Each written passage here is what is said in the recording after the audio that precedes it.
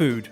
It means something different to each and every one of us. So many different cuisines and cultures, all represented by one small word. It's a part of each one of our lives, and it has been ever since earliest man felt that familiar rumbling in his belly. And this podcast aims to tell the most interesting stories about food from that time all the way until now.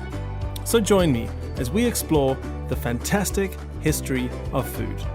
I'm your host, Nick Charlie Key.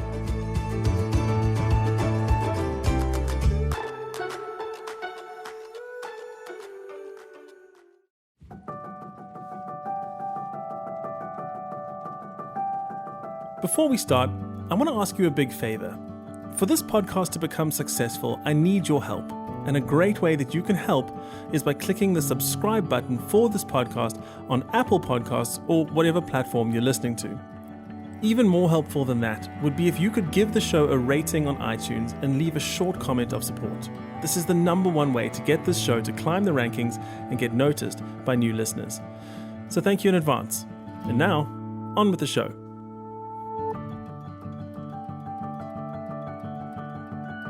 Francesco Stephano Pezzolo was born on the 8th of October 1887 to an Italian-American immigrant family on the west coast of America in San Francisco. Little Francesco grew up in a time where being of Italian descent unfortunately led to certain forms of discrimination and mockery. The classic Italian stereotypes would get thrown at him around town and at school, which would eventually lead to him adopting the nickname Ping Bodie. There are many stories as to how he took his name in particular, but Francesco himself said the nickname Ping came from a family friend who had been saddled with it, didn't like it, and so pawned it off onto the young Francesco. Many of his fans in later life like to say he got the name Ping because that's the sound the ball made when he struck it with his enormous 52-ounce baseball bat. That's nearly double the weight of today's bats. Ping was one of the first Italian Americans to make it to Major League Baseball, and to further hide his ethnicity, he chose the surname Bodie. It was the name of an Old West mining town his father and uncle had lived in for a while. Known for its saloons, cowboys, and gunfights, he felt it added an authentic American charm to his name that would set him in good stead for his upcoming career in baseball. Ping was a heavy hitter right from the get-go. His career began in 1908 playing in the West Coast California League before joining the San Francisco Seals in 1909. Many years later, the world-famous Joe DiMaggio would get his start at the very same team playing shortstop.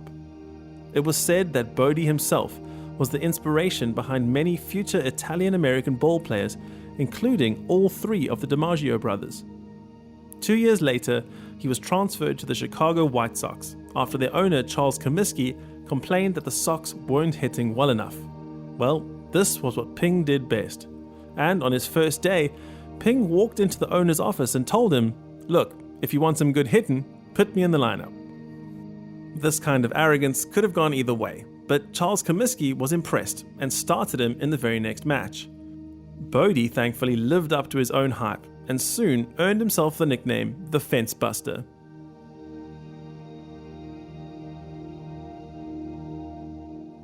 Something worth knowing about Ping was that, due to a variety of factors in his life, he'd grown up to be a brash and confident young man. He said exactly what he thought, and he didn't hold back, sometimes to his own detriment. It was this very character trait that soon led to him clashing with the White Sox manager, and he was swiftly traded back to the Seals before moving on to Philadelphia. Once there, finding himself disappointed in the quality of his new teammates and their playing style, he once told the press that his new team, the A's, was so bad that the only two attractions worth seeing in Philadelphia were the Liberty Bell and Ping Bodie. His arrogance rubbed some people up the wrong way, but it also meant that he had an incredible self-confidence which translated into his playing style. He was doing his thing and cracking the ball out of the stadium with such regularity that soon his big break came when he was traded to the New York Yankees. Bodie was a big personality and loved being the center of attention. But even so, he wasn't the biggest personality on his new team. And when selecting roommates for tour accommodation, management made sure to pair him up with the only man with a bigger personality than him. the world-famous slugger, Babe Ruth. Now, Babe Ruth was well known as a party animal and would hit the town whenever the opportunity arose. So much so, in fact, that when asked what it was like sharing a room with the most famous star in the game, Bodie simply replied, "I share a room with Babe Ruth's suitcase, not Babe Ruth." Now, these days, top-level athletes and sportsmen make a ridiculous amount of money, and Major League Baseball is no exception. However, that was not always the case, as around the time that Bodie was active, ball players would often have to take up other jobs once the season had finished to keep their lifestyles afloat. One of the easiest ways to make a quick buck, leveraging their fame, was for sportsmen to take part in special contests or challenges, which often led to some truly bizarre stories. One of these stories involved Ping Bodie, an ostrich, and a veritable mountain of spaghetti.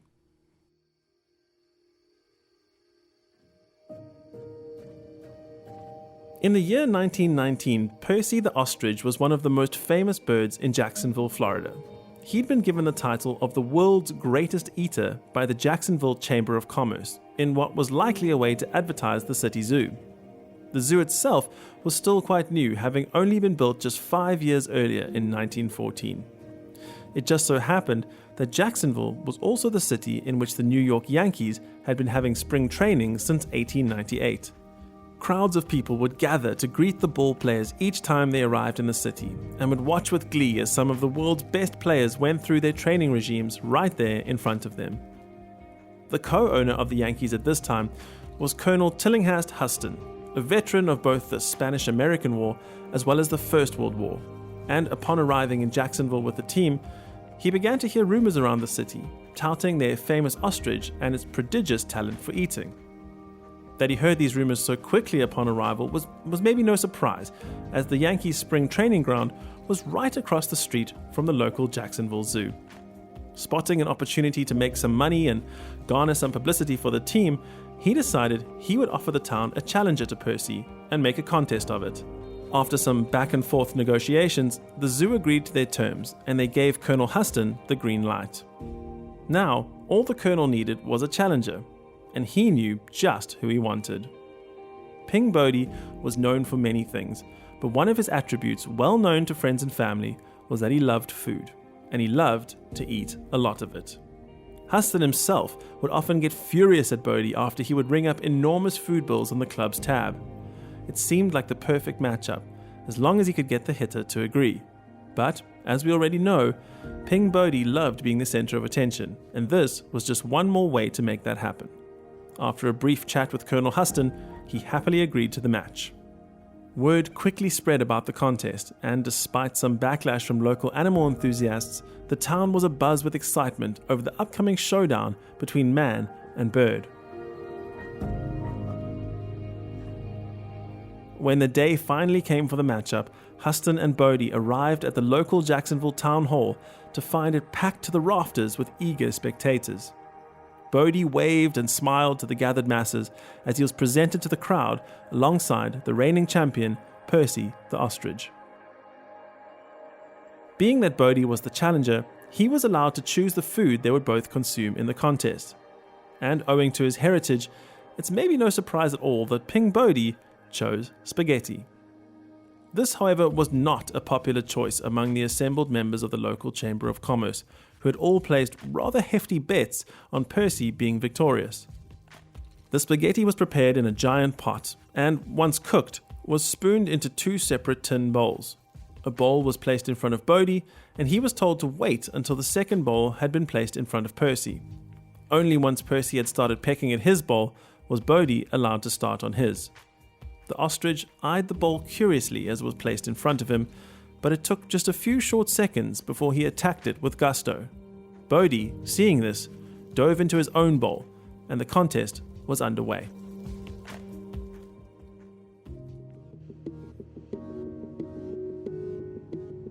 The first bowl went down in no time, and a second bowl was hastily placed in front of each of them.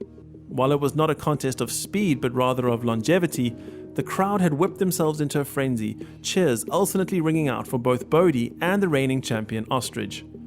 As quickly as the first bowl went down, so did the second, and by the end of the third bowl, both man and ostrich were neck and neck. In a twist of fate that may amount to pure urban legend, it is said that Percy gobbled down his third bowl of spaghetti with such enthusiasm that he also accidentally swallowed Colonel Huston's pocket watch and chain while he'd been keeping time a little too close to the table.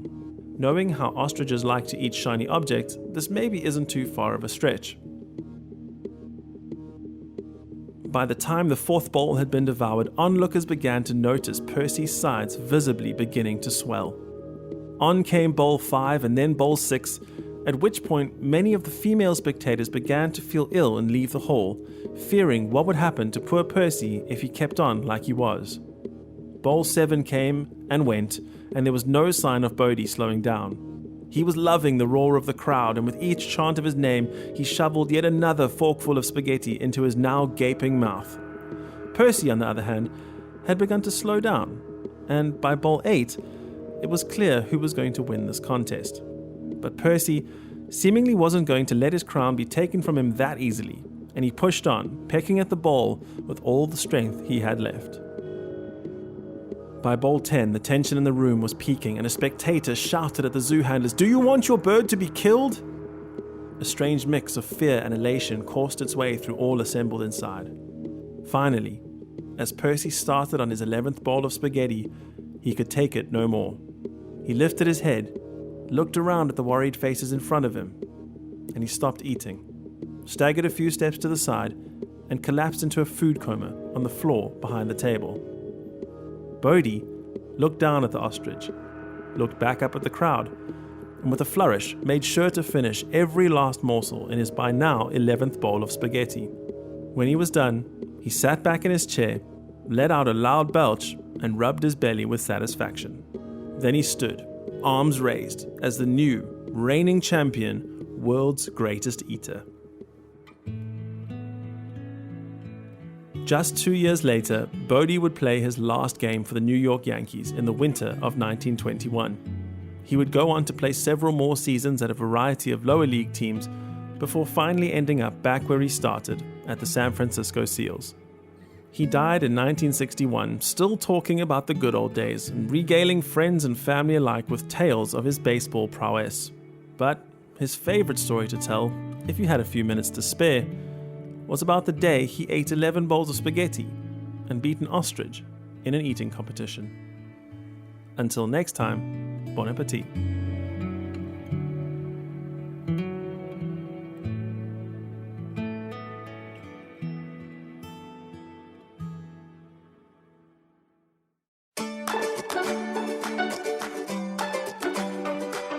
Thank you for listening to this episode of The Fantastic History of Food. If you'd like to get in touch, you can find us on Twitter and Instagram at Food History Pod, as well as checking out our Facebook page. I also have a Patreon account where you can support the show and get access to exclusive content, bonus episodes, and even the chance to choose the topic for an upcoming episode. But all of this is only for our Patreon subscribers.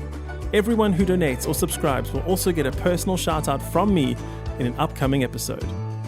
Check out our website where you can find transcripts, show notes, and references for each and every episode at foodhistorypodcast.com.